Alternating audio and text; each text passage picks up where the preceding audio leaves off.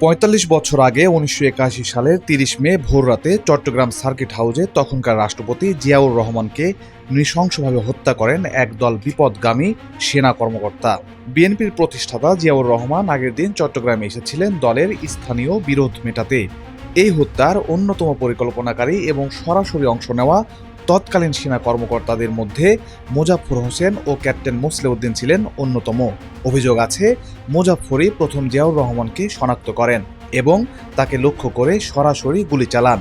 হত্যাকাণ্ড নিশ্চিত করার পর তিনি চট্টগ্রাম সেনানিবাসের ২৪ পদাতিক ডিভিশনের তৎকালীন জিওসি মেজর জেনারেল আবুল মঞ্জুরকে টেলিফোন করে জানান, the president has been killed.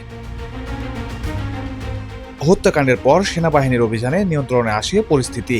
Major general Abul মঞ্জুর সহ গ্রেপ্তার করা হয় কয়েকজনকে। পরবর্তীতে হত্যার শিকার হন মঞ্জু।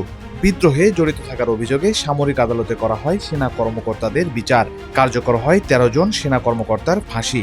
বিভিন্ন মেয়াদে দণ্ড দেওয়া হয় অন্যদের। আইনশৃঙ্খলা রক্ষাকারী বাহিনীর সংশ্লিষ্ট সূত্র বলছে, জিয়াউর রহমান হত্যার পর পালিয়ে যান মোজাফফর। তাকে ধরিয়ে দিতে ঘোষণা করা হয়েছিল পুরস্কার। ভারতে আত্মগোপনে ছিলেন তিনি। এক পর্যায়ে ছদ্মনাম ব্যবহার করে সীমান্ত অতিক্রম করে তিনি যাতায়াত করতেন।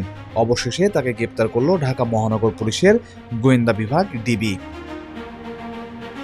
১৫ জুলাই মধ্যরাতে রাজধানীর বনানী ডিওএসএস এলাকা থেকে তাকে আটক করে ঢাকা মহানগর গোয়েন্দা পুলিশ ডিবি। ডিবির পক্ষ থেকে জানানো হয়েছে, প্রয়োজনীয় আইনগত প্রক্রিয়া শেষে কোর্ট মার্শাল সম্পন্ন করার জন্য সেনাবাহিনীর কাছে হস্তান্তর করা হয়েছে তাকে।